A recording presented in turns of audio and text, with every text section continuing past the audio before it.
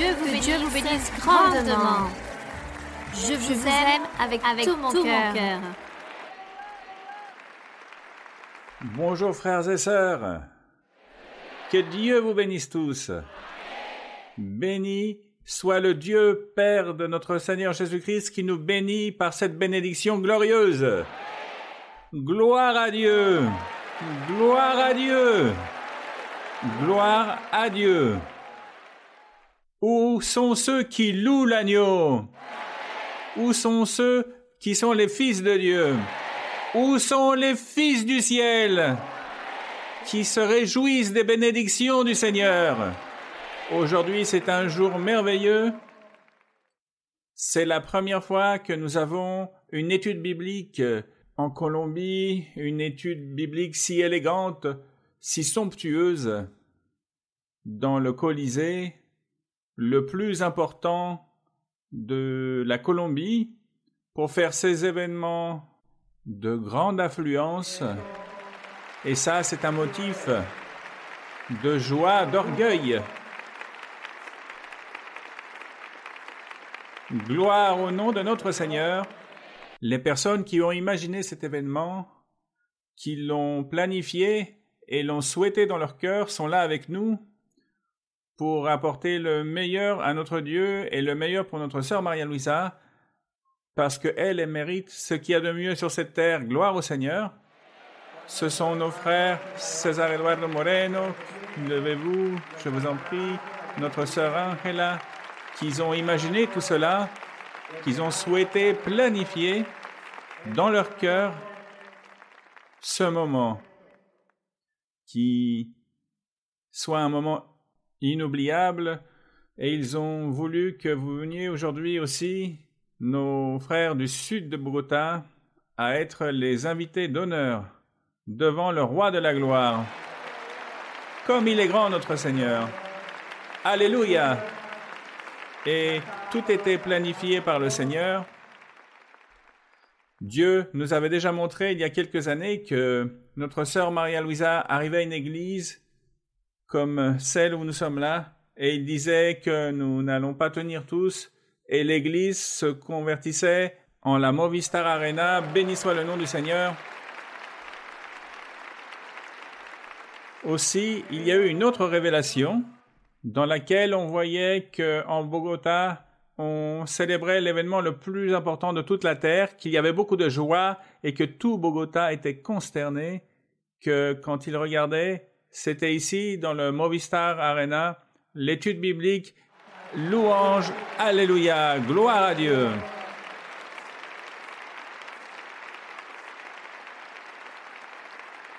Comme nous sommes tous tant émus, nous allons nous mettre debout pour faire une prière devant notre Seigneur. Après que nous fassions cette prière, l'orchestre va se préparer parce qu'aujourd'hui nous allons chanter, comme le disait notre sœur Maria-Louisa plus tôt, nous allons chanter avec tout notre cœur parce que nous aimons et nous adorons notre Dieu et nous sommes reconnaissants envers lui. Gloire à l'Éternel. Bénis notre roi. Béni Père, Dieu céleste, nous te remercions Seigneur pour ce moment si merveilleux. Nous te bénissons de tout notre cœur. Tu es notre roi, tu es notre Dieu, tu es notre Créateur. Tu es le Dieu et Père éternel. Toi, Seigneur, tu es la puissance À toi appartient la gloire, l'honneur et la grandeur. Que nous, si petits, Seigneur, et toi, Seigneur, en l'année 1968, et même avant, tu as vu le cœur de notre sœur Maria Luisa quand elle avait 7 ans, notre frère Luis Eduardo Moreno, et tu les as préparés pour toi, pour ce plan merveilleux que nos yeux voient aujourd'hui. Il n'y a aucun doute que c'est toi, Seigneur, notre Dieu, le Dieu vivant, Alléluia, le Dieu de pouvoir, le Dieu grand et merveilleux qui vit et règne depuis le siècle jusqu'au siècle. Comme nous sommes privilégiés, Seigneur, que tu nous aies regardés pour faire l'expérience de ta démonstration de l'Évangile du Saint-Esprit, les dons spirituels, les miracles, les merveilles, la connaissance, la doctrine, la liberté spirituelle, la paix et la joie et la louange. Alléluia! Merci Seigneur! Gloire à Dieu! Nous te dédions ce moment. Des applaudissements pour le Créateur. Des applaudissements pour le Roi de la gloire. Un hommage au Seigneur du ciel et de la terre, qui chaque jour nous bénit de plus en plus. Au nom du Seigneur Jésus-Christ. Amen. Gloire au Seigneur. Vous pouvez vous asseoir, mes frères. Comme je vous disais, nous allons recevoir en ce moment l'orchestre, nos frères qui s'installent déjà ici. Nous allons les applaudir, la merveilleuse orchestre. Et nous allons nous préparer. Mes frères, nous allons préparer l'hymne numéro 33. Viens à Jésus-Christ sans tarder. Hymne numéro 33.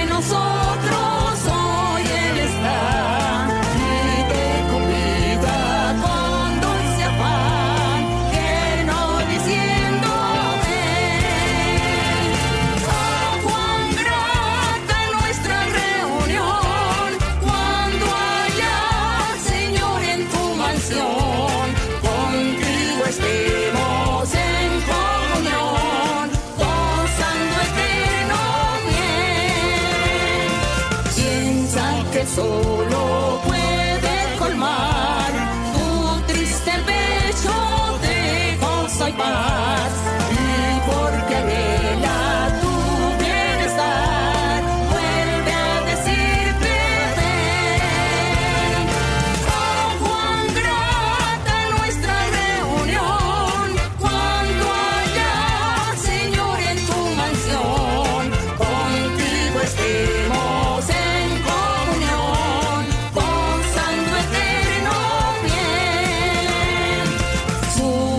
escucha sin vacilar y grato acepta lo que hoy te da. Tal vez mañana no habrá lugar, no te detengas, ven. Oh, cuán grata nuestra reunión, cuando haya, Señor, en tu mansión, contigo estemos en comunión, gozando eterno bien.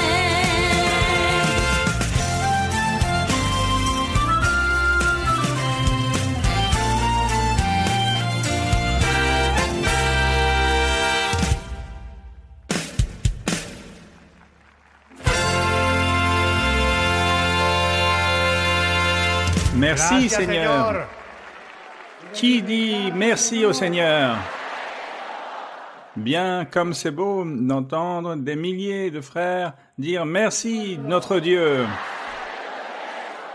Que diriez-vous de remercier notre Seigneur, le Seigneur qui élève son Église et qui élève notre sœur Maria-Louisa, comme elle le mérite, comme Dieu l'a promis, avec ce qu'il y a de mieux, gloire au Seigneur. Et nous allons remercier notre Dieu pour cela. Dieu béni, nous te remercions, Seigneur. Merci, Seigneur, merci. Merci 1000 fois, parce que tu as tout rendu réel. Seigneur, cela paraît irréel, mais c'est réel. Si clair comme ce que nous voyons, ce que nous sentons, ce dont nous faisons l'expérience ici, que tout est le meilleur, le plus grand, le plus abondant, et que nous n'arrivons pas à mesurer la dimension de ta bénédiction. Dieu de la gloire, Seigneur, tu as multiplié, Seigneur, tes bénédictions sur ton peuple, sur tes enfants. Et nous n'avons pas comment te le rendre, Seigneur, nous te le disons de notre cœur. Merci, merci, merci. Au nom de notre Seigneur Jésus-Christ. Amen.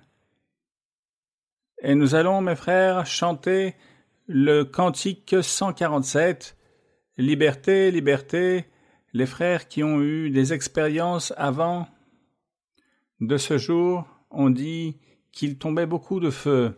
Beaucoup de feu tombait, beaucoup d'eau, gloire à Dieu. Et que ici, le pupitre, quand notre sœur enseignait, il y avait de l'or qui sortait et qui était réparti entre les fils de Dieu. Gloire au nom du Seigneur. Il en est ainsi et il en sera ainsi. Béni soit notre Dieu. Cantique numéro 147.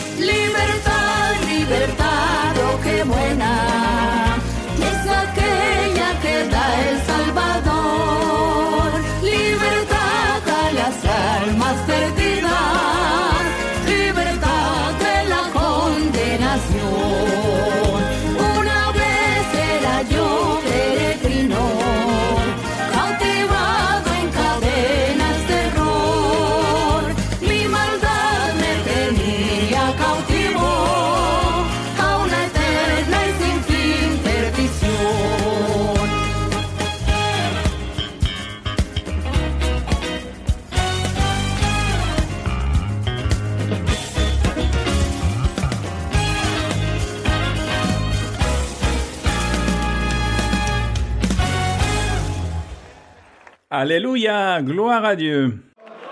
Béni soit le Seigneur. Vous savez combien il y a eu d'organisateurs ici, des personnes qui ont participé pour la logistique? Calculez. 100, 200, 300, 900. Levez la main les organisateurs. 900, applaudissons-les. 900 personnes de logistique qui appuient. Comme c'est beau. Comme c'est beau de voir le pouvoir de Dieu. Figurez-vous qu'une sœur, elle vit dans le département de Huila. Elle mettait 1h30 pour venir et 1h30 pour aller rentrer à la maison. Elle disait à la famille qu'il lui prête une moto pour qu'il pour qu'il l'emmène, mais il ne voulait pas. Mais elle restait ferme avec le Seigneur. Mais eux, ils ne voulaient pas qu'il reste à l'église. Donc elle a dit, je vais m'acheter une moto. Mais eux se moquaient d'elle. Pourquoi vas-tu t'acheter une motocyclette si tu ne sais pas conduire? Eh bien, mes frères, elle a prié le Seigneur et en rêve, elle a eu un rêve avec notre sœur Maria Luisa où elle lui a enseigné à conduire une mobilette. Gloire au Seigneur. Et le lendemain, la sœur est venue en rêve, elle a renforcé l'enseignement. Et le troisième jour, pareil. À la fin, quand elle a eu la moto, tout le monde était surpris parce que la sœur a allumé la motocyclette, la moto. Et maintenant, un de ses fils qui habite à Bogota lui a offert une moto meilleure. Tout cela pour sa fermeté avec le Seigneur. Comme c'est beau d'avoir des frères comme cela qui aiment le Seigneur d'une manière si belle. Nous allons chanter maintenant le cantique 155. Nous sommes un en Christ. Nous sommes un. Alléluia. Gloire à Dieu.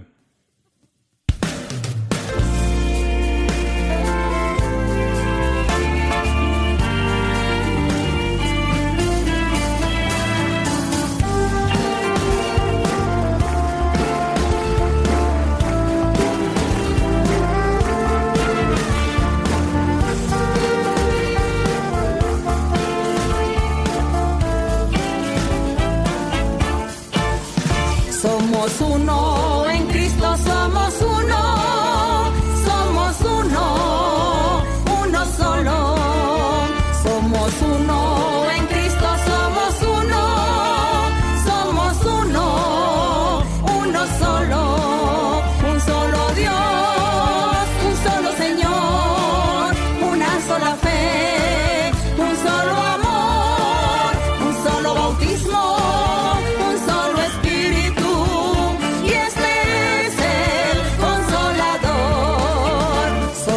Uno en Cristo, somos uno solo. Somos uno en Cristo, somos uno solo. Un solo Dios, un solo Señor, una sola fe, un solo amor, un solo bautismo.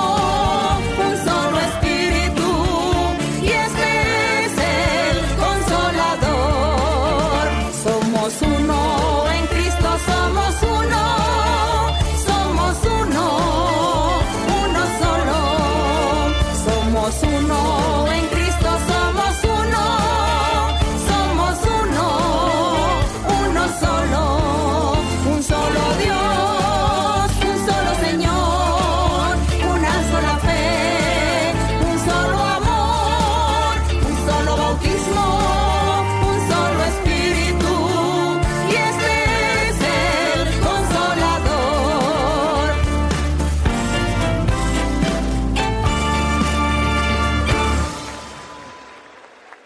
Gloire au nom du Seigneur.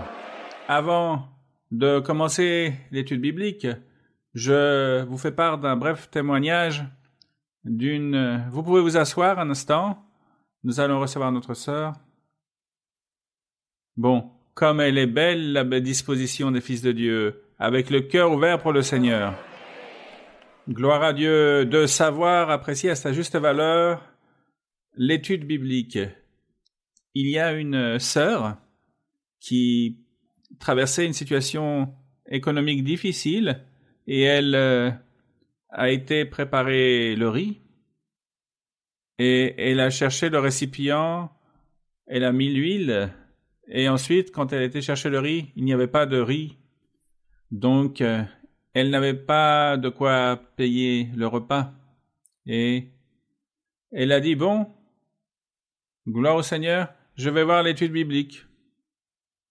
Et elle s'est assise, elle a regardé YouTube sur YouTube. Et après, quand l'étude biblique était finie, elle était à la cuisine et quand elle est arrivée, sa casserole était pleine de riz. Gloire au nom du Seigneur. C'est, mes frères, c'est cela que Dieu fait avec nous. Et si cela est avec la nourriture matérielle, imaginez-vous maintenant que nous allons recevoir de la nourriture spirituelle. Recevons donc notre sœur Maria-Louisa que nous aimons tant. Gloire à notre Dieu.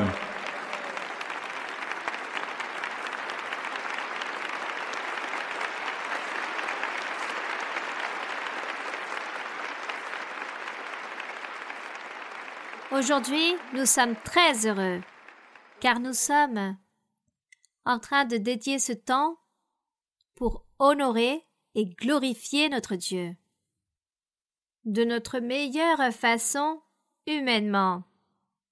Mais Dieu connaît et voit notre cœur, qui se réjouissent d'allégresse et qui ont ce désir ardent de louer son nom et de lui plaire en tout. Nous rendons grâce à notre Dieu. Nous le remercions, ce Dieu du ciel. Je vais réaliser une petite prière. Les personnes qui peuvent se mettre debout, ou si les autres veulent rester assis, vous pouvez le faire. Nous allons donner des paroles de gratitude envers notre Dieu. Père céleste, Créateur du ciel et de la terre, notre Dieu, qui nous a créés par ta main toute-puissante, nous sommes l'œuvre de tes mains. Nous sommes tes créatures. Et ici, Seigneur, aujourd'hui, en ce moment même, nous sommes devant ta présence, et tu es en train de nous regarder, et tu es en train de nous écouter. Tu connais nos cœurs. Et tu sais que tout ce que nous faisons, qu'il s'agisse de peu ou beaucoup, c'est pour t'honorer, pour te louer, pour te glorifier, mon Seigneur. Tu sais, Seigneur, que nous ne sommes pas des personnes professionnelles pour chercher ta face, pour prier, pour te glorifier ou pour chanter. Mais nous le faisons avec tout notre cœur et avec cette voix naturelle que tu as établie sur chacun d'entre nous. Et nous chantons avec l'âme, et c'est ce que tu regardes.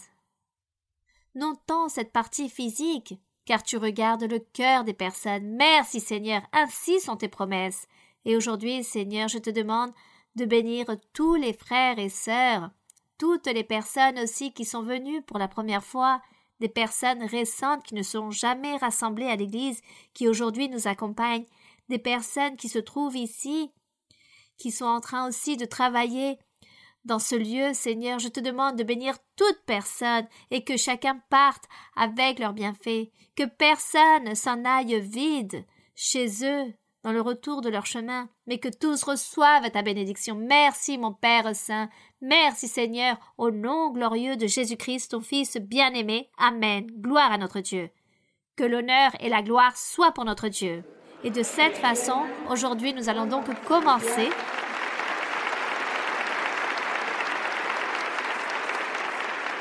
Nous allons débuter avec notre étude biblique des questions et réponses. Nous allons donc commencer avec l'étude biblique. Allez-y avec vos questions. Sœur Maria-Louisa, bonsoir. Que le Seigneur continue à vous bénir.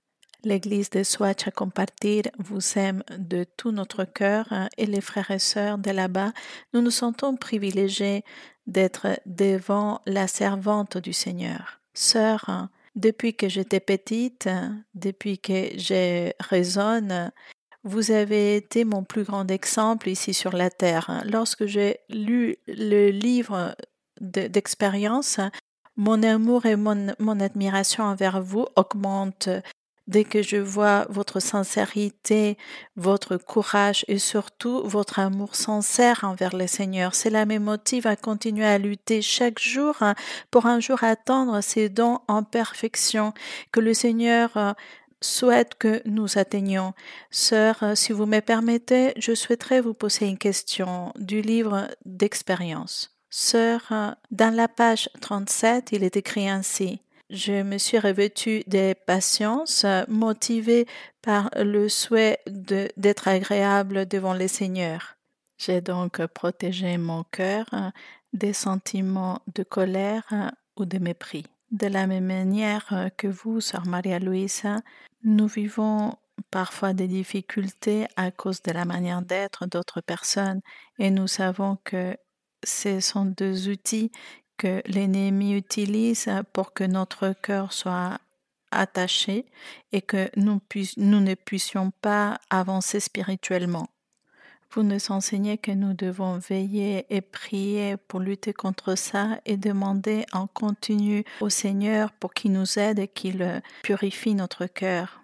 J'aimerais savoir, sœur, de quelle manière vous avez protégé votre cœur de ces sentiments de colère et de mépris. Que le Seigneur continue à vous bénir grandement, sœur. Merci beaucoup. La réponse est très très courte. Tout simplement, lorsque j'ai connu la Bible, car je ne savais pas et ne connaissais rien de la Bible, j'avais juste entendu parler, étant enfant, que Dieu se manifestait dans les Écritures sacrées. Et anciennement, j'étais catholique, et les Écritures sacrées, je pensais, je ne sais pas, un genre de livre, mais lorsque pour la première fois j'ai connu la Bible, j'ai été complètement séduite par Dieu. J'ai commencé à lire et à lire encore. Et dès que je finissais, je la relisais de nouveau et ainsi de suite. Et encore au jour d'aujourd'hui, je continue à lire la Bible. Je vous raconte même que je suis en train de lire le livre de Rois en ce moment. Donc, une fois que je termine de lire la Bible, je la recommence à nouveau. Et depuis tout ce temps, j'ai été séduite par Dieu et aujourd'hui encore, je suis très séduite par Dieu. C'est cela. Et voici ce qui m'a donné cette force de vouloir toujours faire la volonté de Dieu. J'ai lu la Bible car j'ai dit je veux apprendre comment nous pouvons faire la volonté de Dieu, qu'est-ce que je dois cesser de faire pour plaire à Dieu, qu'est-ce que je dois faire pour lui être agréable.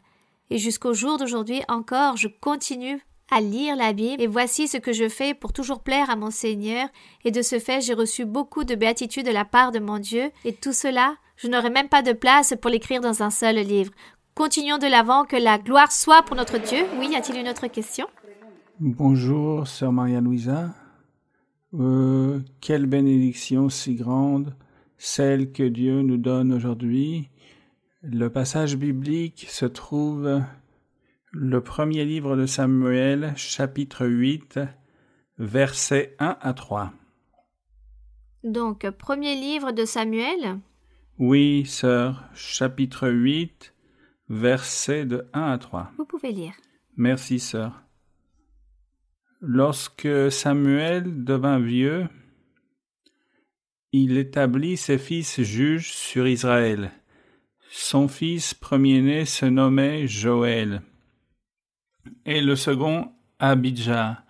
Ils étaient juges à Beer-Shéba. Les fils de Samuel ne marchèrent point sur ses traces.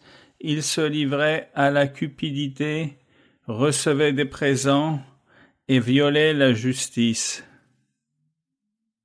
Ma question, sœur, si vous voulez bien, c'est Salomon était inspiré par l'Esprit de Dieu et le Seigneur nous a enseigné ce qui apparaît dans Psaume chapitre 112.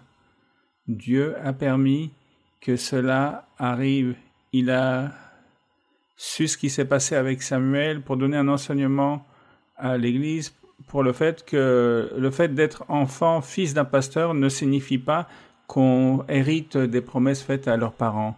Mais s'il n'en est pas ainsi, sœur, pourquoi il est arrivé cela à la descendance de Samuel si c'était un prêtre fidèle?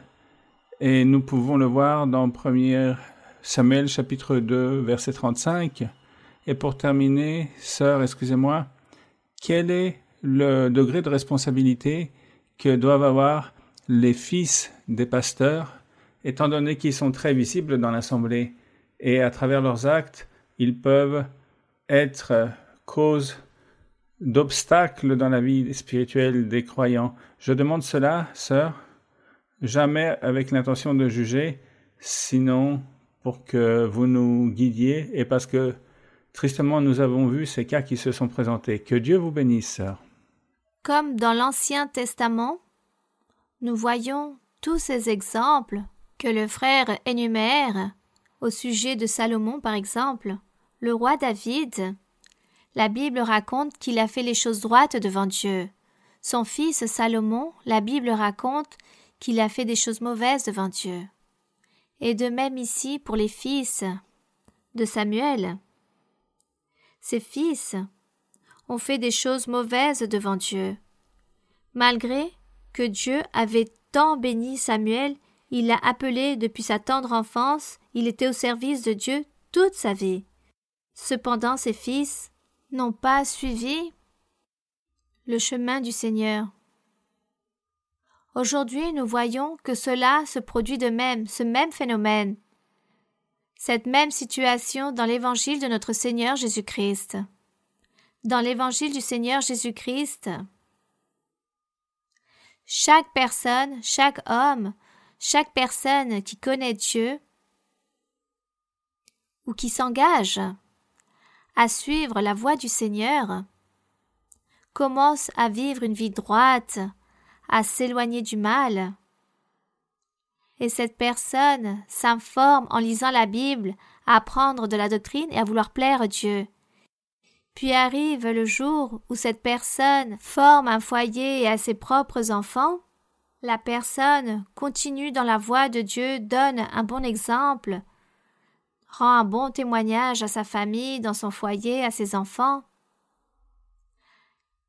Alors Dieu récompensera cette personne, mais non toutes les fois cela se produit ainsi.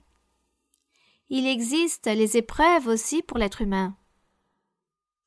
Et chacun d'entre nous, nous ne devons pas être si sûrs de nous, car si je donne un bon exemple, je rends un bon témoignage, je vis une vie droite devant Dieu, et espérer que tous ceux qui m'appartiennent, qui sont de mon sang, doivent faire la même chose car je leur ai donné un bon témoignage. Peut-être je vais être heureux parce que je leur ai donné un bon témoignage dans ma vie et dans ma conscience. On ne doit pas m'accuser que j'ai vécu une vie désordonnée et c'est pour cela que le reste de ma famille ont suivi ce mauvais exemple. Au contraire, je vais dire, j'ai donné un bon exemple, mais si les autres n'agissent pas ainsi, c'est pour ça que Dieu a donné cette liberté à l'être humain de prendre ses propres décisions, de gérer sa vie comme la personne le veut. Mais c'est pour cela que nous nous efforçons pour enseigner, non seulement dans l'assemblée, dans les églises, aux personnes, mais aussi enseigner dans ce cercle familial, dans ce lien familial, enseigner cet amour envers le Seigneur lorsque les enfants dans le foyer, la famille, tous sont adultes, prennent leurs propres décisions, les parents ne sont plus coupables de tous leurs faits, car ils sont conscients qu'ils ont vécu une vie droite, qu'ils ont plu à Dieu et qu'ils ont donné un bon exemple à leur famille. Donc la seule chose qui reste à ces parents, c'est ce que demande le frère. Ces parents, il faut qu'ils continuent à être fidèles à Dieu et continuer à vivre une vie droite devant Dieu sans péché. Priez pour leurs enfants, priez pour leur propre famille et demandez à Dieu qu'il les garde et qu'il les conduit vers le bon chemin, vers le droit chemin. Que ça soit Dieu qui les conduise et qui les détourne de la mauvaise conduite pour qu'ils suivent un chemin droit pour qu'un jour ces enfants obtiennent la vie éternelle et le salut. Voici ce que leurs parents doivent faire. Mais cela ne signifie pas parce que Dieu a nommé une personne et a établi un fils, un serviteur, il l'a oint, il l'a établi comme prophète, comme juge ou roi. Le Seigneur donne les dons spirituels aussi. Donc il y a des prophètes, il y a des apôtres, il y a des évangélistes. Et ces dernières personnes suivent leur bon chemin, et si leurs enfants ne veulent pas suivre ce chemin, ces dernières ne sont pas responsables, car elles ont vécu une vie devant Dieu, une vie droite, donc juste prier et être confiants en la miséricorde de Dieu. Les gens, les croyants, sont conscients que chaque personne prenne leurs propres décisions, car il n'y a aucun être humain qui va obliger un autre être humain à réaliser quelque chose que la personne ne veut pas. Le seul qui intervient dans la vie des êtres, c'est Dieu. Et si Dieu ne veut pas intervenir et veut que cette personne continue à vivre une vie désordonnée, peut-être pour châtier ou mettre à l'épreuve cette personne plus loin dans le temps, il s'agit d'une décision de Dieu. Pour l'instant, nous qui sommes en train de suivre la voie de Dieu, nous qui sommes des parents, qui avons une famille et des enfants, ne nous inquiétons pas. Nos prières seront valides devant le Seigneur. Il se remplira de miséricorde, il nous gardera et il changera ces êtres que nous aimons, que nous apprécions, pour qu'ils vivent une vie droite devant le Seigneur aussi. Et nous rendons grâce au Seigneur. Prions et laissons tout entre les mains de Dieu. Bien, continuons. Y a-t-il une autre question? Oui, ma sœur. Sœur Maria-Louise, bonsoir. Que Dieu vous bénisse. Que Dieu bénisse à tous les frères et sœurs depuis l'église de Soacha Compartir. Nous vous saluons avec beaucoup d'affection. Ma question se trouve dans l'évangile selon Luc, chapitre 14, du verset 26 au verset 32. Luc 14, 16 26, sœur. Luc 14, 26, pour que les frères et sœurs aussi cherchent très rapidement et puissent participer de la lecture. Luc 14, 26. Vous pouvez lire, ma sœur. Merci, sœur. Il est écrit ainsi: si quelqu'un vient à moi et s'il ne hait pas son père, sa mère, sa femme, ses enfants, ses frères et ses sœurs, et même sa propre vie, il ne peut être mon disciple. Et quiconque ne porte pas sa croix et ne me suit pas ne peut être mon disciple. Car lequel de vous, s'il veut bâtir une tour, ne s'assied d'abord pour calculer la dépense et voir s'il y a de quoi la terminer. De peur qu'après avoir posé les fondements, il ne puisse l'achever et que tous ceux qui le verront ne se mettent à le railler, en disant: cet homme a commencé à bâtir et il n'a pu achever. Ou quel roi, s'il va faire la guerre à un autre roi, ne s'assied d'abord pour examiner s'il peut, avec 10 000 hommes, marcher à la rencontre de celui qui vient l'attaquer avec 20 000. S'il ne le peut, tandis que cet autre roi est encore loin, il lui envoie une ambassade pour demander la paix.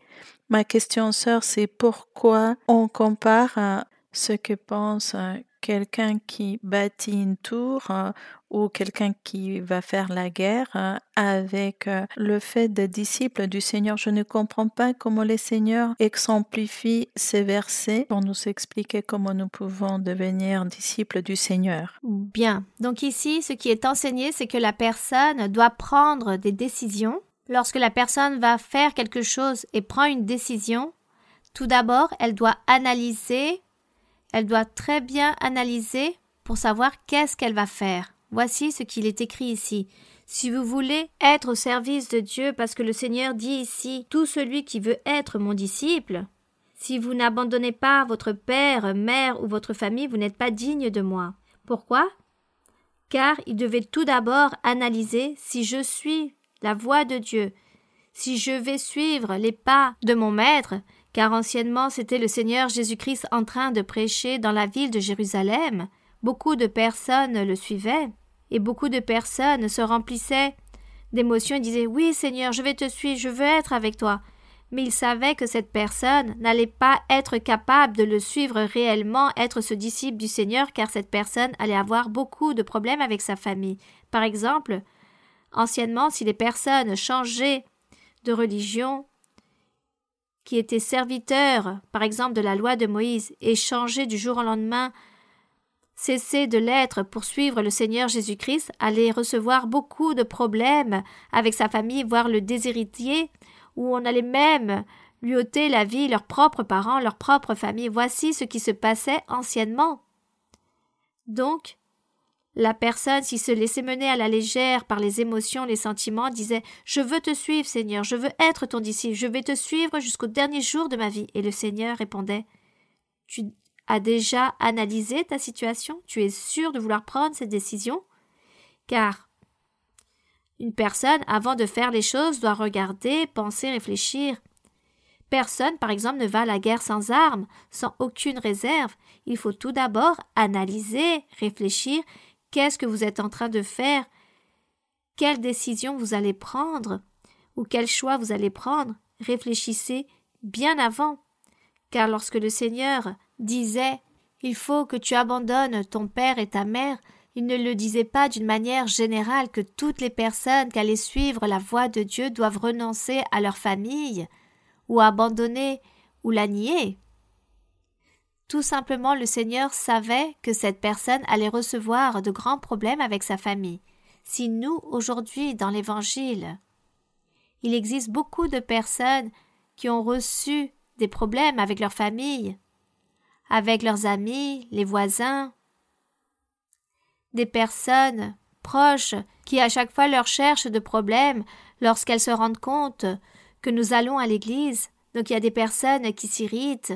Il existe encore dans certains pays que les personnes disent qu'ils leur ôtent leur héritage ou leur ôtent, disons, tous leurs biens, toutes leurs choses matérielles juste par le fait de croire en Jésus-Christ, de croire en l'Évangile, de vouloir suivre le Seigneur.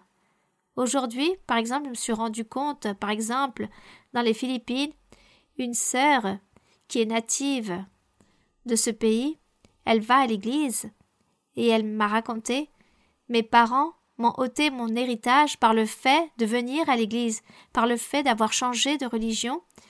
Ils se sont irrités, ils ne veulent plus m'adresser la parole et m'ont tout ôté, même mon héritage. » Elle me racontait cela. Mais vous savez qu'est-ce qu'il y a de plus beau dans tout cela? Lorsqu'on a prié pour elle, le Saint-Esprit lui a dit « Et ne t'inquiète pas, car tout ce que ta famille t'enlève, tu seras la seule à recevoir cet héritage. Tout cela t'appartiendra. » Vous voyez? Il s'agit d'exception. Bien sûr, nous voyons que c'est une exception car la sœur se trouve à l'église, veut suivre les pas du Seigneur et Dieu est très heureux avec elle et veut lui donner cette bénédiction. Même si l'être humain, sa famille lui ôte ces choses, elle sera quand même l'héritière de tout ce qu'ils sont. Seulement Dieu le sait. Voici ce que cela signifie lorsque Dieu raconte ici. Même encore aujourd'hui, il y a beaucoup de personnes qui se mettent en colère. Ma propre famille était très énervée de savoir lorsque je me suis convertie à l'Évangile. Ils se sont mis en colère, m'ont ôté le salut, ne voulaient plus être avec moi ou partager avec moi. Les années sont passées et Dieu m'a béni et je rends grâce au Seigneur car aujourd'hui, tous ces proches qui m'ont méprisé, aujourd'hui, ils viennent à l'église. Et c'est ce qu'il y a de plus beau, c'est ce qu'il y a vraiment de merveilleux. Et je vous raconte ce témoignage, car malgré ça, j'ai continué dans le chemin de Dieu, je ne me suis pas inquiétée de ce que ma famille allait penser, j'ai suivi le Seigneur. Donc là s'accomplit que nous devons renoncer à toutes ces choses. Et si les personnes se mettent en colère à cause de cela, parce que l'autre, par exemple, va dire « Ah, ne me nomme plus papa ou maman, car à partir d'aujourd'hui, je ne suis plus ton père ou ta mère. » Mais nous dirons « J'aime Dieu, j'aime la Bible et je vais suivre le chemin de Dieu. » Et j'espère qu'avec le temps, un jour, cette colère leur sera ôtée. Voici ce que le Seigneur disait. « Celui qui ne renonce pas à ses propres biens matériels, car les personnes établissent les choses dans les choses matérielles de la vie, dans les titres, dans les postes, les compromis sociaux. Toutes les personnes se penchent leur cœur vers toutes ces choses matérielles et commencent à dire « je ne peux pas aller à l'église, car je ne peux pas abandonner mes amis, mes réunions, tous ces programmes, toutes ces choses que je dois faire, j'ai plein de compromis, je dois être au milieu de toutes ces personnes. Oui, les choses de Dieu sont très belles, mais je ne vais pas y aller. » Car toutes ces choses du monde m'attirent et je prends plaisir. Et que vont penser les autres? Que vont penser mes amis, ma famille? Que vont-ils penser? Voici ce que le Seigneur a voulu enseigner ici, qu'il fallait suivre Dieu. De telle façon que beaucoup ou certains devront renoncer à leurs parents pour suivre la voie du Seigneur. Mais plus loin, le Seigneur donnera le triomphe, il donnera la bénédiction. Mais rien ne reste, disons, comme si nous sommes les personnes qui nous sacrifions. Non, nous, les êtres humains, nous ne nous sacrifions pas. Dieu nous donne toujours la récompense dans toutes les choses que nous faisons pour lui. Bien, continuons de l'avant. Oui, mon frère. Sœur, bonjour. Si vous me permettez, j'aimerais vous poser une question de la Bible. Et pour cela, je fais référence à la seconde épître aux Thessaloniciens, chapitre 2. Et je lirai le verset numéro 1 et le numéro 2. Deuxième livre de Thessaloniciens. 1, 2, 2, 1. 2, 2, 1. Oui. Deuxième Thessaloniciens, chapitre 2, versets 1 et 2. Je lis pour la gloire de notre Seigneur. Pour ce qui concerne l'avènement de notre Seigneur Jésus-Christ et notre réunion avec lui, nous vous prions, frères, de ne pas vous laisser facilement ébranler de votre bon sens et de ne pas vous laisser troubler, soit par quelque inspiration, soit par quelques paroles ou pour quelques lettres qu'on dirait venir de nous, comme si le jour du Seigneur était déjà là. Sœur Maria-Louisa, aujourd'hui, les croyants, normalement, ils se laissent influencer par les réseaux sociaux, par Internet, et souvent, il naît en eux une confusion au sujet des fausses doctrines. J'aimerais, s'il vous plaît, que vous nous enseigniez comment pouvoir être plus ferme dans les choses de Dieu, comment ne pas nous laisser ébranler du chemin du Seigneur par ces commentaires et enseignements qui sont faits sur Internet et sur les réseaux sociaux. Que Dieu vous bénisse. Ce que je pourrais vous recommander, c'est qu'au lieu de chercher tant dans les réseaux sociaux, tant de commentaires, tant de théories,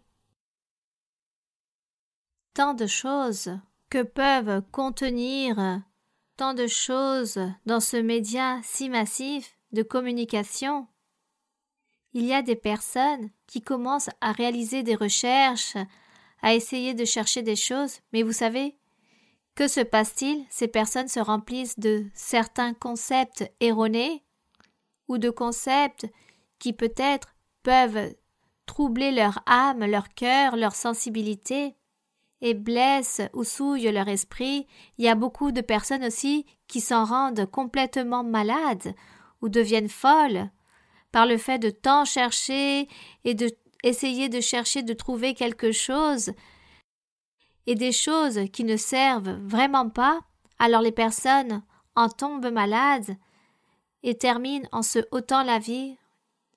Aujourd'hui, abonde beaucoup le suicide, car les personnes terminent à se ôter la vie, se remplissent de dépression, à cause de toutes ces choses qu'elles commencent à faire en cherchant des choses, à investir tout leur temps en cherchant des choses sur Internet, au lieu de prendre ce temps et d'investir dans la lecture de la Bible plutôt. Mais bon, c'est très difficile de dire aux personnes ce qu'elles doivent faire. Mais pour cela, il existe l'Église, les assemblées pour venir et apprendre. Car dans l'Église, nous sommes en train de lire la Bible. Nous sommes en train de raconter les expériences spirituelles que Dieu donne à chacun. Dieu donne à chaque personne des visions et à travers la vision donne un enseignement, donne des rêves et donne aussi un enseignement dans ses rêves. Le Seigneur parle à travers la prophétie et là il y a beaucoup d'enseignements dans la prophétie. Dans tous les dons spirituels et dans toutes les révélations de Dieu, il y a des enseignements. Et si les personnes donc viennent se rassembler, apprennent et lisent la Bible, il faut prendre du temps pour lire la Bible, prendre du temps pour voir les enseignements, écouter la doctrine qui se diffuse à travers Internet. Donc si les personnes font cela, alors elles évitent tant de tourments, tant de problèmes et de difficultés qui leur produisent surtout aux jeunes personnes, car aujourd'hui aussi il y a beaucoup d'adultes qui souffrent beaucoup, ils sont beaucoup tourmentés psychologiquement. Mais les jeunes qui ouvrent leurs yeux au monde veulent tout explorer, tout expérimenter et vivre parfois les choses pour savoir qu'est-ce qu'ils peuvent ressentir. Nous, notre devoir, chacun d'entre nous en tant que croyants, comme croyants, nous avons un appel de Dieu. Et Dieu nous met à son service. Et chacun d'entre nous, nous devons apprendre et nous enseigner aux autres. Vous enseignez à votre famille, à vos neveux, à vos amis, à vos voisins, à vos proches, à vos camarades, à vos collègues. Bon, peu importe la personne, enseignez le chemin de Dieu. Apprenez-leur. Lorsque vous avez l'opportunité, si quelqu'un se lie à vous en vous posant une question ou avec une angoisse, avec une tristesse pour venir vous raconter que cette personne est en train de souffrir, parlez-lui de Dieu. Dites-lui, prenez du temps pour lire la Bible, car cette lecture va vous donner beaucoup de paix. Cela produira beaucoup de paix en vous. Il s'agit d'un grand bienfait. Voici ce qu'il faut faire. Mais nous ne pouvons pas aller ôter tous ces médias de communication. C'est interdit. Mais avec nos prières pour nos proches, pour toutes ces personnes, pour l'Église, à travers la prière pour tous les croyants, ainsi est la lutte que nous menons tous les jours, comme l'apôtre Paul disait, nous n'avons pas à mener une lutte contre les êtres humains, mais contre les êtres spirituels. Tous ces êtres spirituels des ténèbres, tous ces mauvais esprits, toutes ces choses qui nous entourent et que nous ne les voyons pas, mais qui sont dans l'espace. Tous ces mauvais esprits de méchanceté sont là et beaucoup d'entre eux viennent posséder le corps d'une personne pour y habiter. Donc cette personne commence à souffrir, commence à vivre des expériences d'affliction, de lamentation, de désolation, car ce mauvais esprit commence à posséder la personne et à dominer la personne. Et à partir de là, viennent toutes ces choses qui produisent la tristesse, l'amertume et beaucoup de lamentation, de pleurs, beaucoup de souffrances, de douleurs. Et comme nous l'avons appris, nous avons découvert toutes ces choses de l'ennemi, de cet ennemi qui existe, qui est toujours là pour établir tant de choses mauvaises contre nous, comme les maladies et les autres choses. L'ennemi les établit pour nous faire souffrir. Mais nous avons ce Dieu que nous pouvons prier et nous devons le supplier constamment. Tous les jours de notre vie, nous devons prier notre Dieu et prier pour tous aussi, pour les personnes, pour l'Église, pour la famille, pour demander pour les personnes qui sont en train de venir à peine à l'Église, que ces personnes ne commencent pas à réaliser tant de recherches ou regarder des choses au sujet des choses surnaturelles ou négatives qui leur produisent tant de mal-être, mais plutôt que les personnes lisent et cherchent dans la Bible et que les personnes cherchent les meilleures choses pour pouvoir apprendre. Et de cette façon, ces personnes ne seront pas trompées, car l'ennemi essaie de les tromper. Nous qui avons eu l'opportunité de connaître la voie du Seigneur, nous sommes en train de connaître le chemin de Dieu.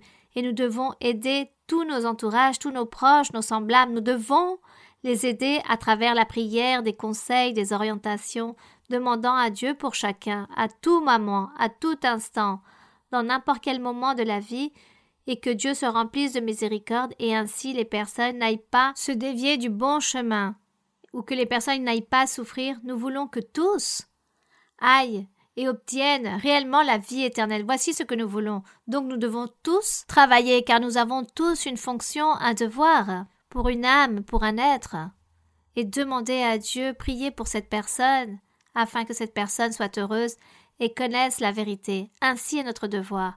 Et de cette façon, ce que le frère lit ici, cela parlait de l'avènement du Seigneur, mais il parlait aussi qu'il y avait beaucoup de mensonges, beaucoup d'erreurs.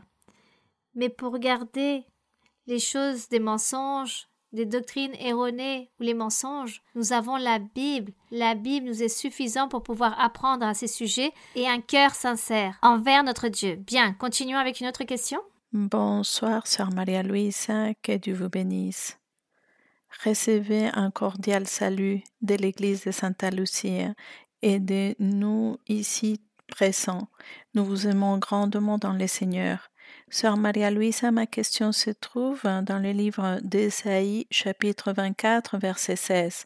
De l'extrémité de la terre, nous entendons chanter « Gloire au juste », mais moi je dis « Je suis perdu, malheur à moi.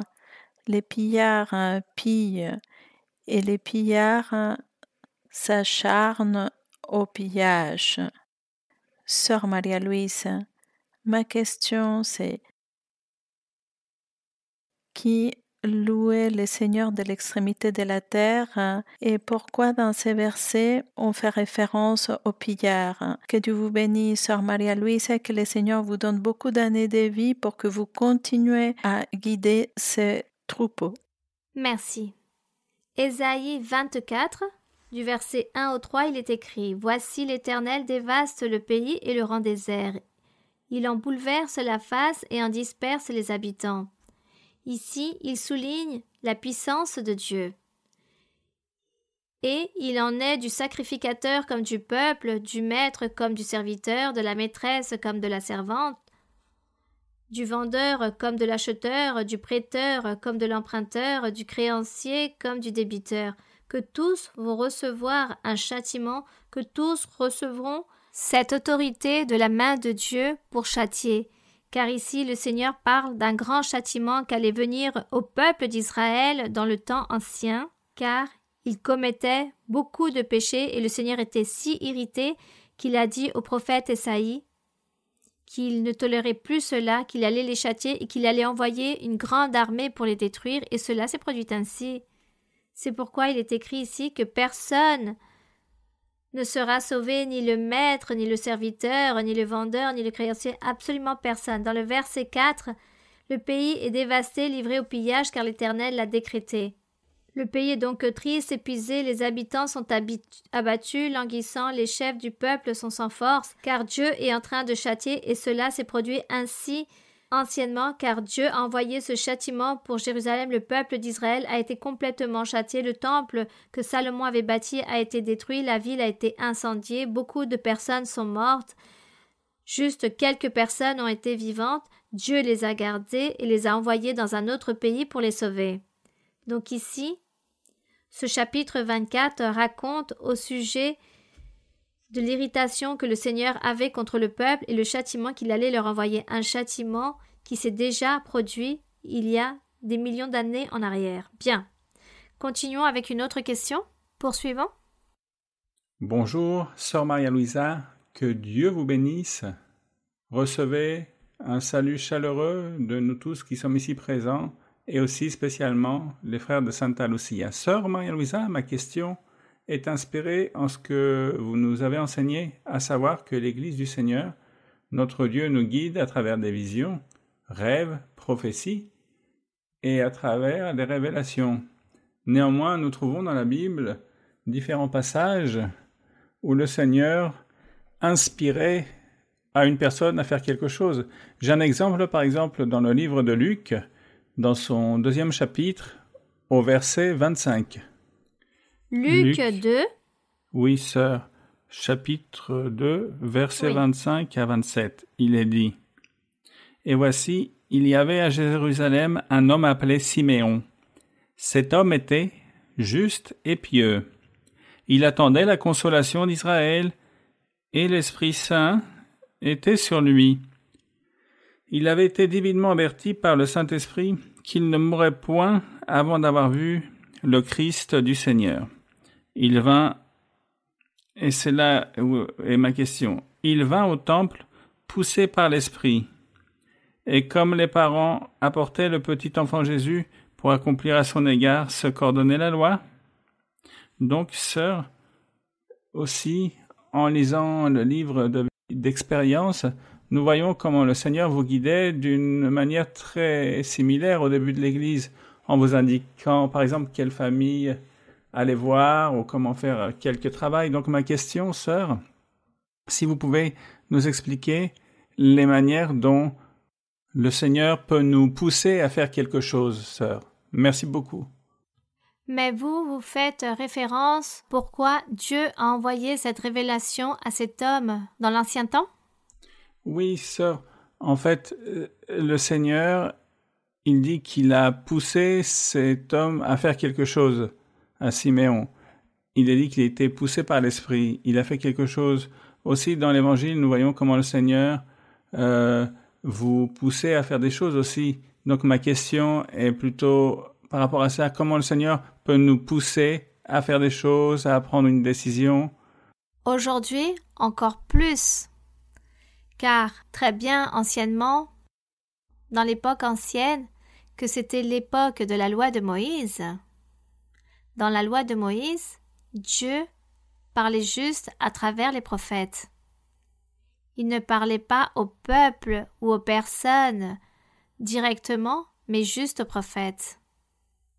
Aujourd'hui, dans l'Évangile, nous avons la grande bénédiction, le grand privilège que chacun d'entre nous, car ainsi est la promesse divine, il est écrit que tous les croyants, nous sommes des rois et des sacrificateurs.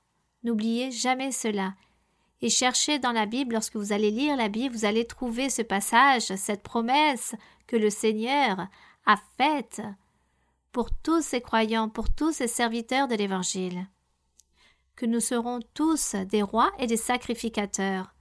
C'est pourquoi nous allons tous recevoir des révélations de Dieu. Nous allons tous être mis au service par Dieu. À chacun, Dieu va nous donner ce sentiment.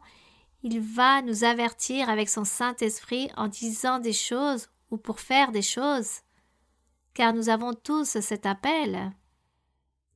Ainsi est la grande promesse et la grande bénédiction, mais aussi la grande différence entre la loi de Moïse et l'évangile de notre Seigneur Jésus-Christ. Donc nous, aujourd'hui, nous sommes très privilégiés. Aujourd'hui, dans l'évangile du Seigneur Jésus-Christ, je parle d'il y a plus de 2000 ans en arrière jusqu'au jour d'aujourd'hui. Nous parlons de l'évangile du Seigneur, de cette méthode de salut, de croire en Jésus-Christ autant que Dieu comme le Fils de Dieu. Donc Dieu nous instruit avec tous ses dons spirituels. Il nous avertit, il nous donne le sentiment, il nous révèle à travers des visions, des prophéties. Dans le cœur, il établit les choses. Il fait que nous fassions les choses de cette façon. Ainsi est l'Esprit de Dieu. C'est pour ça qu'il y a un cantique qui s'intitule « L'Esprit de Dieu agit en moi », mais qu'il se manifeste aussi sur chacun d'entre vous. Bien, continuons avec une autre question. Bonsoir, sœur, que Dieu vous bénisse. C'est un privilège pour moi de pouvoir m'adresser à vous. L'Église de Soacha Compartir est très contente de partager ce jour avec vous. Ma question se trouve dans la Bible, dans le premier livre de Samuel, chapitre 16, les versets 14, 15 et 16. Premier livre de Samuel, 16. Oui, sœur. Je peux lire? Oui, ma sœur. L'esprit de l'Éternel se retira de Saül, qui fut agité par un mauvais esprit venant de l'Éternel. Les serviteurs de Saül lui dirent : « Voici, un mauvais esprit de Dieu t'agite. Que notre Seigneur parle. Tes serviteurs sont devant toi. Ils chercheront un homme qui sache jouer de l'harpe. Et quand le mauvais esprit de Dieu sera sur toi, il jouera de sa main et tu seras soulagé. » Sœur, j'ai 2 questions sur ces versets. La première, c'est comment les serviteurs de Saül savaient qu'au moment de jouer de l'harpe, il allait avoir ce soulagement et que le mauvais esprit allait s'éloigner de lui. Et ma deuxième question, c'est est-ce qu'aujourd'hui, on pourrait voir aussi cela qu'une personne avec des esprits puisse trouver du soulagement de cette manière? Merci beaucoup, sœur. Bien. Anciennement, les rois, généralement, étaient entourés de beaucoup de personnes, de beaucoup de gardes du corps, beaucoup de gardiens. Il y avait les prophètes, il y avait tous ces serviteurs, parmi eux les prophètes, des personnes aussi qui étaient à leur côté. Je dirais, peut-être, il y avait des prophètes à ce moment-là qui lui ont dit à ce roi d'apporter un jeune qui puisse jouer de l'harpe afin qu'il puisse être soulagé. Ceci d'un côté, mais d'un autre côté, il s'agissait comme d'une coutume. Cela se produisait qu'avec la musique, un mauvais esprit pouvait s'éloigner de ce corps ou du corps. Cela, Dieu l'a enseigné au peuple. Lorsque Dieu a créé l'homme, parlant depuis l'époque d'Adam, lorsque Dieu créa l'homme, créa Adam, il a commencé à leur enseigner toutes les choses et a commencé à enseigner dans leur conscience comment avoir une morale, comment faire le bien, comment faire les choses correctes, qu'est-ce qui plaisait à Dieu. Il leur a demandé de ne pas être idolâtres. Dieu a toujours enseigné aux êtres, à toutes les générations depuis Adam, Dieu a enseigné son chemin, sa parole. Mais nous avions aussi l'ennemi, le diable, qui a toujours été depuis le paradis dans ce jardin d'Éden. Il a commencé à enseigner aux personnes le mal, à toujours contredire Dieu, à toujours faire ce qui déplaît à Dieu. Donc le diable commença aussi à enseigner beaucoup de choses à l'humanité. Dieu d'un côté enseignait son chemin à travers de ses prophètes, de ses serviteurs, les patriarches, mais aussi l'ennemi enseignait toutes ses méchancetés. C'est pourquoi lorsque cette scène s'est produite ici dans le premier livre de Samuel, dans la vie de Samuel, Dieu était déjà en train de faire son travail, l'Esprit de Dieu étant dans le cœur des prophètes, des patriarches ou de certains rois, desquels juges et personnages que Dieu avait établis pour diriger le peuple d'Israël. Donc, ils avaient tous cette connaissance, aussi du côté de l'ennemi, car l'ennemi enseignait aux personnes la sorcellerie, les envoûtements, les enchantements, les malédictions. Donc le diable aussi enseignait tout cela aux personnes et encore jusqu'au jour d'aujourd'hui. Encore aujourd'hui, nous avons Dieu qui nous enseigne son chemin et le diable enseigne son propre chemin aux personnes qui ne veulent rien entendre au sujet de Dieu et qui veulent faire la méchanceté. Et les personnes aussi ambitieuses, matérialistes, donc le diable est là, prêt, en train de leur dire « faites ceci et cela » et leur enseigne. Donc, dans ce moment précis, lorsque le roi Saül est tourmenté par ce mauvais esprit, pour les serviteurs et les personnes qui se trouvaient là, pour tous ces gens, c'était rien de nouveau. Si quelqu'un jouait de l'harpe, l'autre personne allait recevoir un soulagement et sûrement les prophètes savaient comment ils devaient travailler à ce moment-là et c'est pour cela qu'ils ont conseillé au roi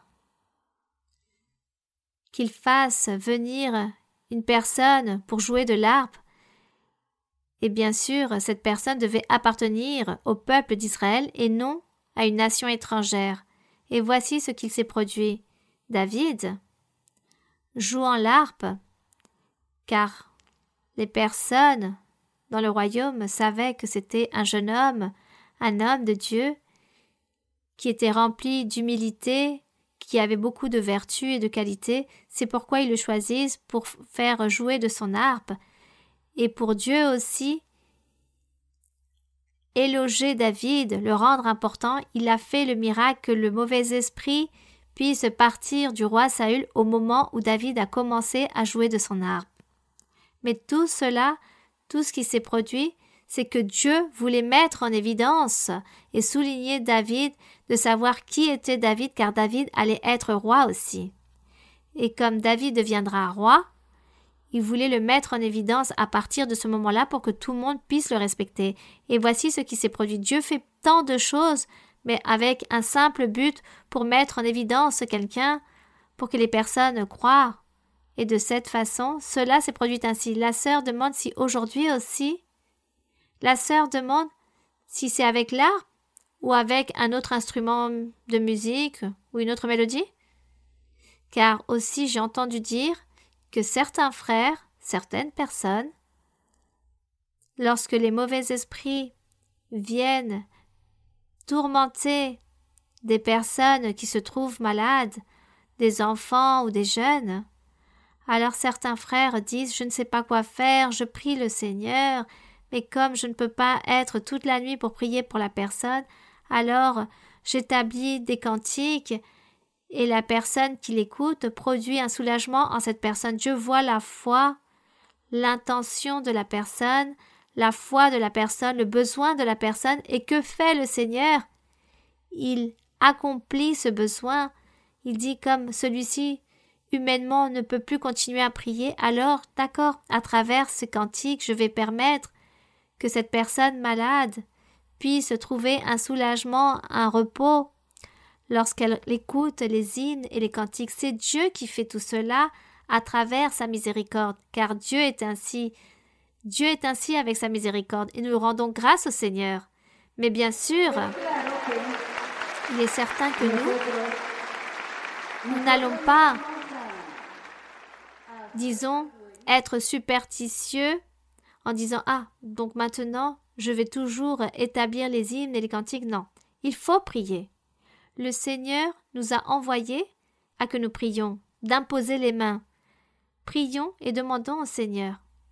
Et ensuite, au lieu d'établir un programme télévisé ou d'autres choses, bon, alors oui, il est correct faire écouter à la personne les hymnes et les cantiques, mais que cela ne devienne pas une croyance ou une superstition en disant en écoutant cela, la personne va être délivrée. Non, dans certains cas, Dieu se remplit de beaucoup de miséricorde et fait les choses selon aussi notre incapacité, car parfois, dans le moment même, nous n'avons pas cette capacité pour prier comme on veut, ou la personne n'a pas assez de foi ou d'assurance en elle.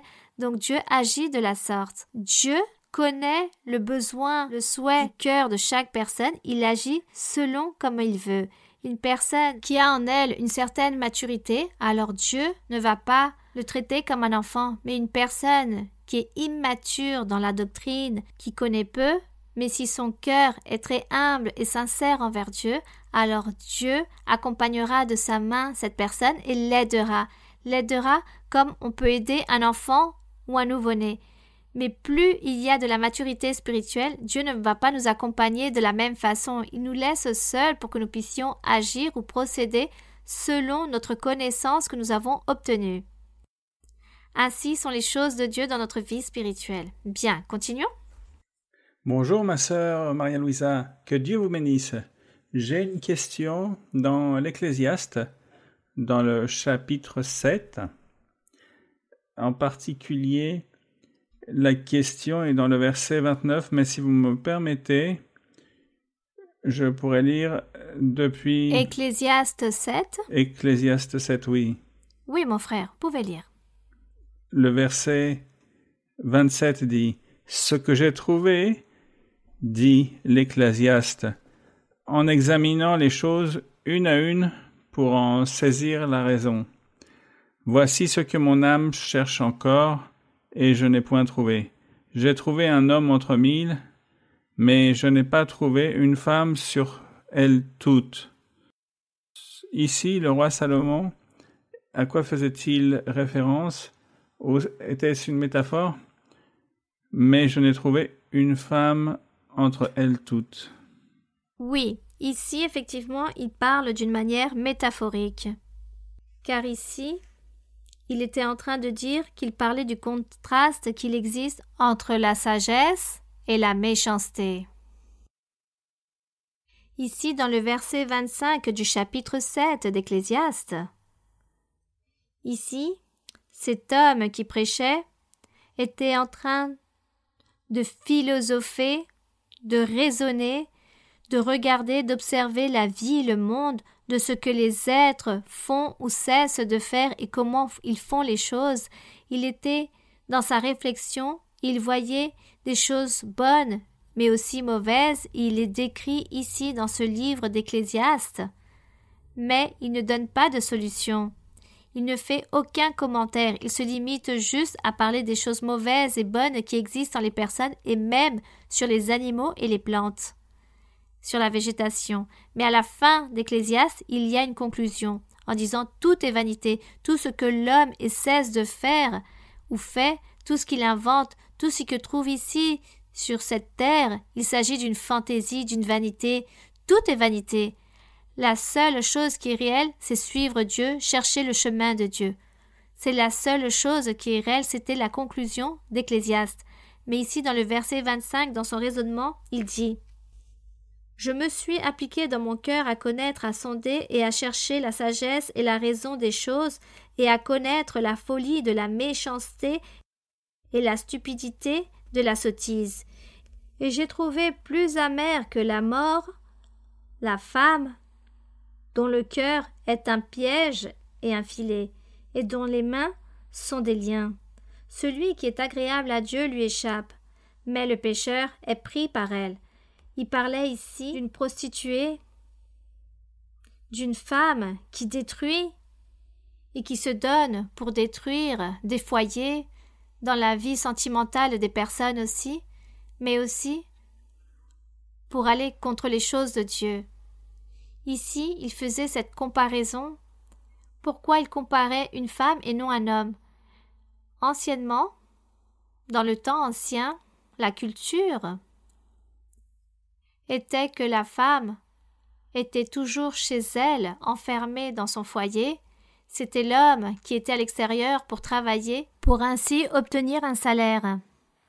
L'homme était le seul qui se trouvait à l'extérieur, ou les enfants, mais qu'il s'agissait d'hommes, ou les jeunes garçons, mais la femme se trouvait toujours à l'intérieur de la maison. Mais Dieu avait établi ses commandements, ses lois, et il disait qu'il ne fallait pas commettre d'adultère, et Dieu avait enseigné au peuple d'Israël qu'il ne fallait pas commettre d'adultère, qu'il fallait toujours avoir et respecter sa propre femme et ne pas avoir d'autres femmes, et encore moins avec des femmes étrangères.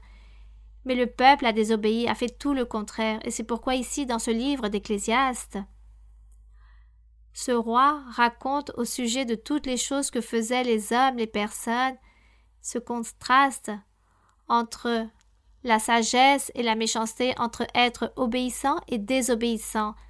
Et comme nous raconte l'histoire, les seules femmes de l'ancien temps qui se trouvaient à l'extérieur, c'étaient ces femmes prostituées, mais disons qu'elles agissaient de manière prudente, cachée, car sinon il y avait une peine de mort contre elles, donc elles agissaient de manière discrète. Mais elles faisaient que les hommes péchaient, car dans la loi de Moïse, l'homme était culpabilisé. La faute n'était jamais à ces femmes prostituées, mais à l'homme. Tandis qu'aujourd'hui, la faute est tant aux hommes comme aux femmes. Dieu les châtiera si nous faisons des choses incorrectes, ou il nous récompensera si nous faisons les choses correctes tant aux hommes comme aux femmes. Donc anciennement, c'est pour cela que cet auteur donnait cet exemple ou une métaphore réellement au sujet de la femme, car la femme était comme un lien qui faisait tromper l'homme et lui faire commettre l'adultère ou l'impudicité. Mais aussi, dans Proverbes, lorsque nous lisons le livre des Proverbes, il y a des illustrations au sujet de la femme qui fait pécher l'homme, la prostituée, en parlant anciennement de ces femmes. Donc, l'histoire raconte qu'elle piégeait les hommes, mais Dieu aussi parlait de la doctrine, car le peuple d'Israël, au lieu de suivre la doctrine de Moïse, ils ont suivi les idolâtries des nations étrangères, et le Seigneur les a comparés comme cette femme prostituée qui rendait les hommes coupables. C'est pourquoi le Seigneur aussi raconte beaucoup au sujet dans la Bible, en faisant comprendre que son peuple a réalisé l'impudicité, s'est détruit pour avoir suivi l'idolâtrie. Donc Dieu, de manière métaphorique, symboliquement, nomme que son peuple est une femme et que notre Dieu, c'est son époux. Et de cette façon aussi, c'est de même dans l'Évangile, car la Bible raconte que Jésus-Christ est l'époux et que l'Église, c'est-à-dire les hommes, les femmes, les croyants, sont l'épouse du Seigneur, et qu'un jour, dans l'éternité, il y aura une noce. Et de cette façon, Dieu, depuis l'ancien temps, il a commencé à dire à son peuple qu'il était l'époux et son peuple était sa femme, mais le peuple a commis l'impudicité. Et comme exemple, je répète, il a établi les prostituées et toutes ces femmes de la rue. Voici au sujet de ce passage. Bien, continuons. Nous allons chanter un cantique, nous allons chanter « Saint-Esprit, remplis ma vie ». Le 150.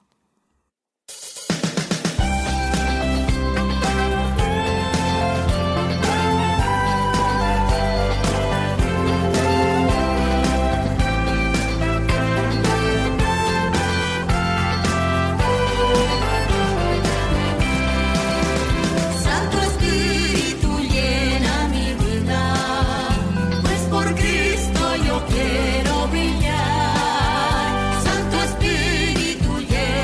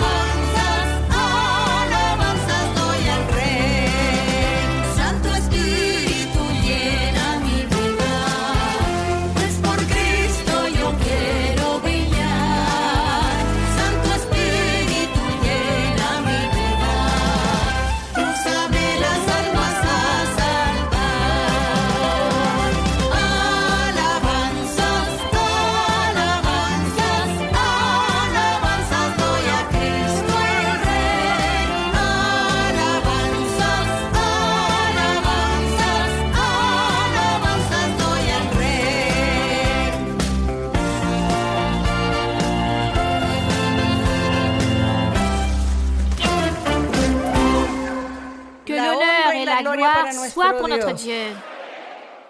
Donc mes très chers frères et très chères sœurs et très chers publics et personnes qui viennent nous rendre visite aujourd'hui, recevez la bénédiction de Dieu. Recevez des pluies de bénédiction. Recevez la paix, de la joie, de la délivrance, de la paisibilité, de l'intelligence, de la connaissance. Tout cela, le Seigneur bénit et donne à toutes ces personnes qui s'inquiètent pour connaître et suivre ce chemin merveilleux de notre Dieu. Nous allons donc maintenant nous mettre debout pour prier notre Dieu. Et vous savez maintenant, personnes qui se trouvent sur des fauteuils roulants, les personnes qui se trouvent sur des fauteuils roulants, les personnes qui peuvent établir votre main sur votre cœur et demander à Dieu, ceux qui ne peuvent pas, mais qui ont des tuteurs, imposez-lui les mains à votre proche ou à la personne qui se trouve à vos côtés sur un fauteuil roulant, imposez-lui les mains. Et les personnes qui ont des enfants atteints d'autisme, avec toutes ces maladies du cerveau,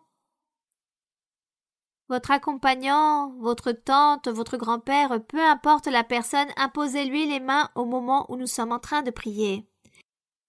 Et ne vous inquiétez pas, car notre Dieu aujourd'hui va tous vous imposer les mains. Et le Seigneur sera en train d'agir. Le Seigneur est en train de vous transformer.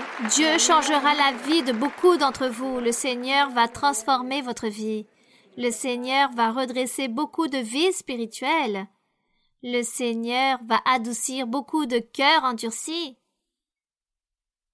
Et beaucoup de personnes remplies d'apathie. Le Seigneur va les convertir et va ôter cela. Il va donner de la confiance, de la foi.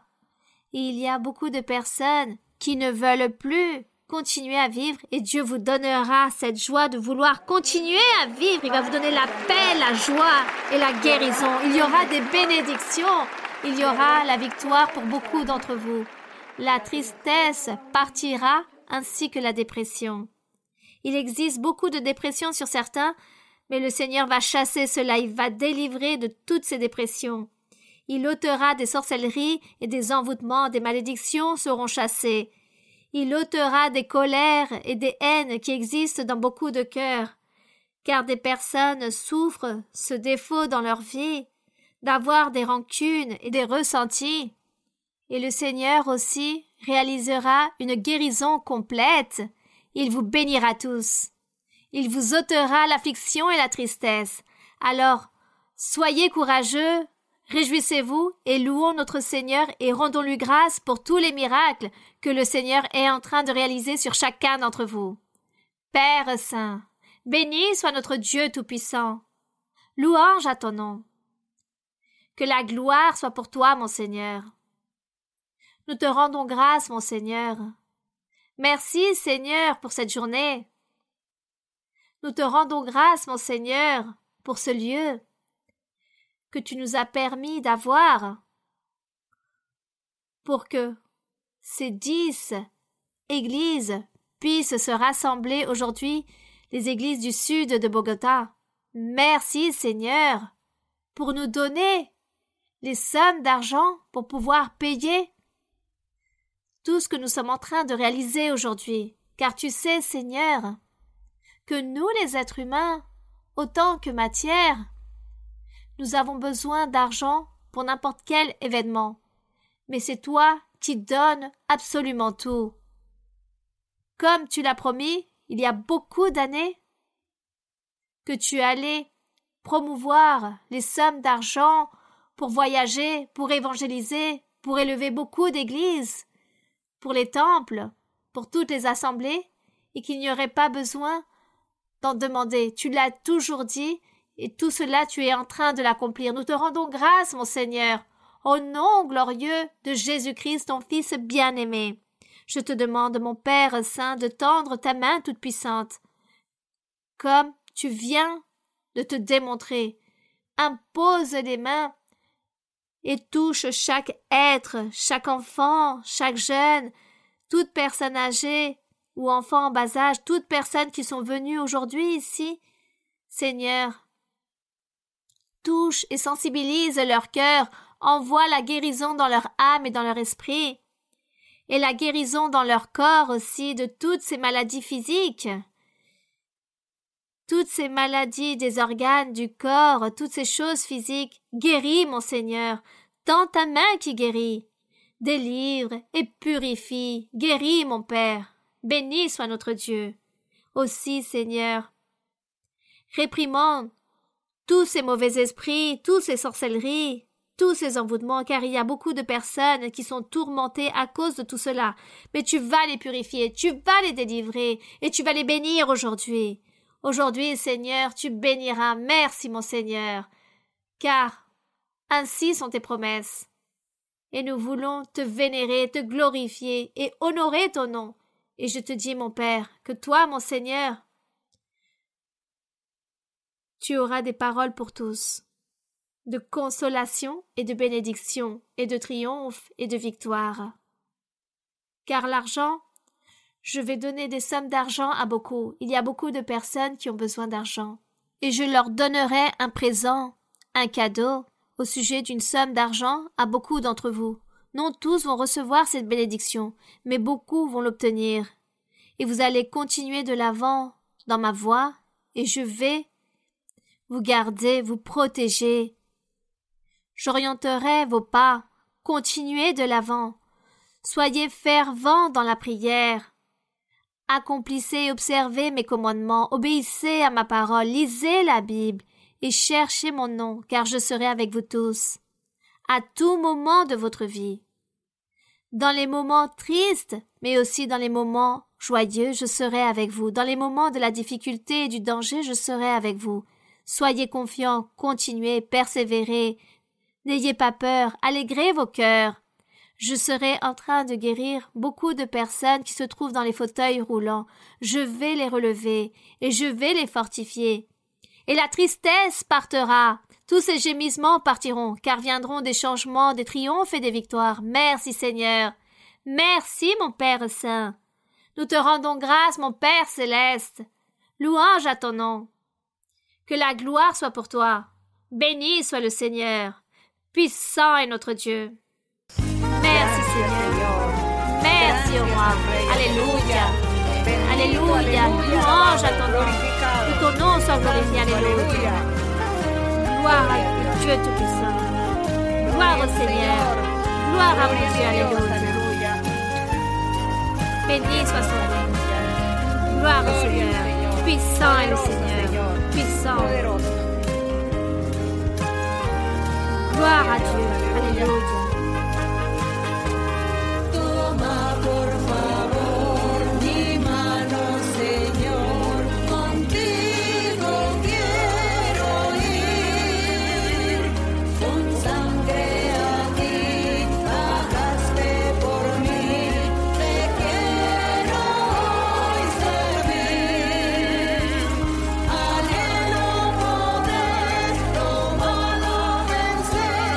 Pensar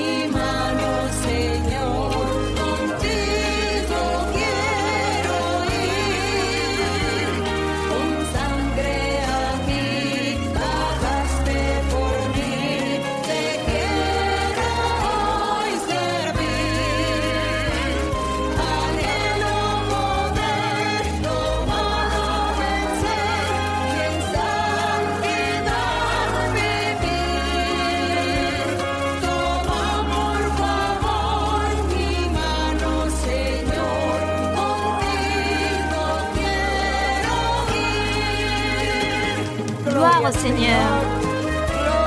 Que la gloire et la louange soient pour notre Seigneur. Puissant est le Seigneur. Gloire à Dieu. Gloire à Dieu.